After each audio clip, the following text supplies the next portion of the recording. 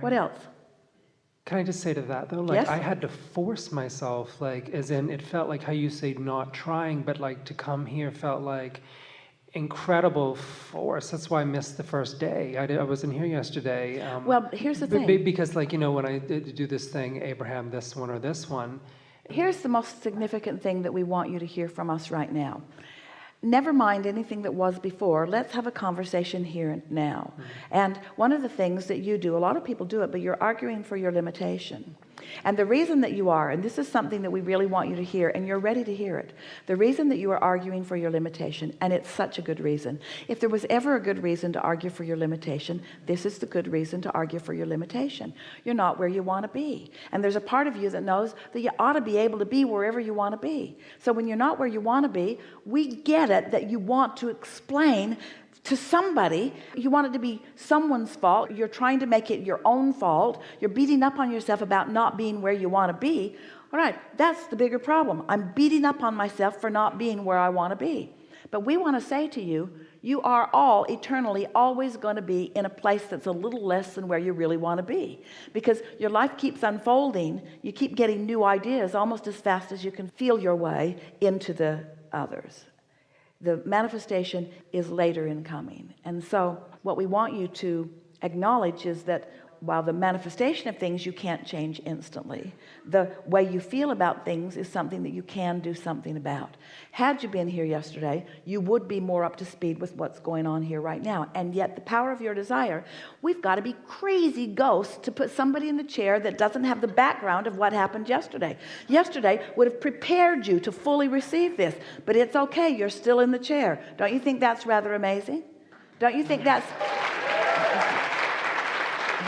speaks to the power of your desire? That's big. So my desire apparently is important. My desire apparently has power and influence. The fact that I want something means that universal forces are working for me. Abraham can feel that I'm not really in the receptive mode, and yet is giving it everything that is universally possible in order to bring me into clarity. I must matter a lot. There's a whole lot of non-physical energy focused in order to assist me into getting to where I want to be. I should give myself a little credit. I should give myself a break. I should start feeling some appreciation about the things that are working. Maybe I want to make a list or two about things that are working. You see how we're sort of whittling it down? It doesn't feel as bleak, does it? Now, it's been easier for us to see these things as we behold you, not just in your manifestation, but as we view you in your vibrational relationship between where you are and where you want to be. We know that the adjustment is so much more slight than you do. But the reason that you and a lot of other humans don't see the adjustment as slight is because you're looking only at manifestations and noticing the manifestations that haven't happened. So you're not recognizing the progress that has been along the way. Something that we've been saying to audiences really recently, a lot to this one yesterday, something that you are now really ready to hear, is that once a desire comes to your mind, once you are able to contemplate and articulate something that you want, that means that this vibration is turning to a thing and the process is underway.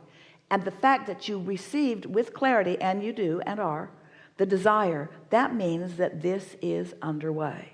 Things aren't shutting down, things are opening up. But it feels like things are shutting down when you've asked for a whole lot to open up and you're not letting it open up.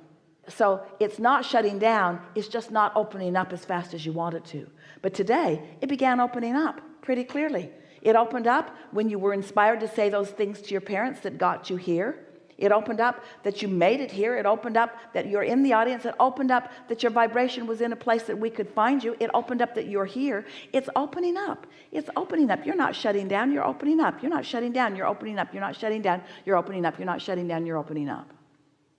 And you are absolutely right about wanting some sleep. Your body does want some sleep. You know why? Your body wants rest from the resistance. And that, going back to your first brilliant and inspired question, the first question that you asked was about that impulse or that inclination or maybe even that desire or that idea that keeps coming to you about reemerging in the non-physical. You know why that idea is coming? Your inner being isn't giving you the idea to reemerge into non-physical. Your inner being is giving you the vibration that you're translating into the words about releasing resistance. And so you said two things that let us know that you've been in the receptive mode to some degree. The idea of wanting to reemerge into non-physical, which is screwed up a little bit. What you really mean is you want to release some resistance. And the idea that you need a bed so that you can get some sleep. Yes. But what we're saying is that's receptive mode. That's receptive mode. That's receptive mode. So let's take the idea of a bed. In other words, I've got a big problem. I can't get any sleep. And let's call that the big problem. And apparently there's a lot of resistance around it because you didn't get the bed and you acknowledge that there are not that many beds and that you haven't been able to bring a bed to you. And so that feels like a big problem. But when we break it down, is there any way of sleeping comfortably any way other than on a bed? Esther could sleep leaning against a pole. God bless her. She found a really good pillow in the airport that has an extra high profile on it that when she puts it around her neck, it holds her, it supports her head so that when she falls asleep, even if she's sitting straight up, her head does not fall forward. And she has found that pillow to be her very best friend. Her very best friend. In fact, every time she looks at it, she feels a little like a nap. Because that pillow represents comfort to her. You see what we're getting at? So there are solutions that are available, and doesn't that sort of soften the feeling about it? So what's keeping you awake is not really lack of comfort, not so much. Not lack of physical comfort. What's keeping you awake is lack of vibrational comfort, which is the same thing as to say lack of vibrational harmony.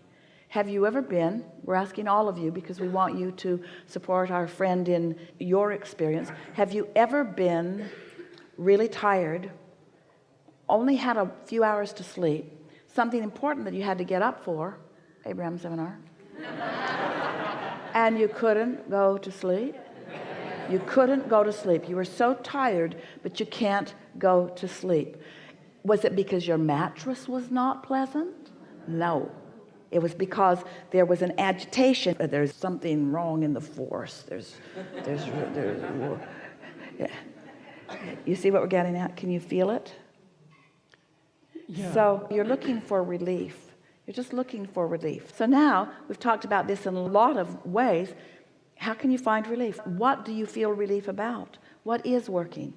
Find some relief. You've got to find a thought that gives you some relief. Because this is what's really funny about this. And we don't mean funny as in mocking you. We mean really interesting, ironic kind of funny. Is that we've been saying to audiences for a long time, if you can't find a thought that softens the resistance, then take a nap. And when we say that to you, you say, Kill me now.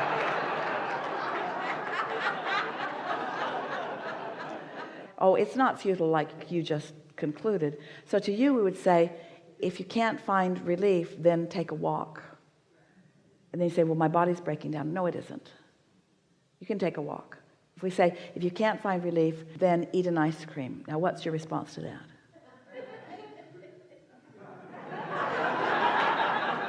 You want my response to that? Yes. Eat an ice cream? Yes. I'm lactose intolerant. Yeah.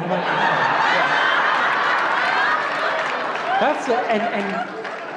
And can I just tell you really quickly though, like when there's that idea of, oh shit, I just want to get out of this, is because there's always something like that. Lactose intolerant, need to find shoes on the island. They don't sell extra wide. These got wet, now they've shrunk. It's like always a problem. So it's like, oh, screw it. Take your shoes off and walk in the sand. Bare feet, yeah. And make a nice, comfortable, perfectly contoured to your physical body in the sand and take a nap in the sand. Or just lie in the sand. Sometimes you can say, if I really needed to sleep, I would be asleep. So I'm just going to lie here and rest. And here's something that will really help you.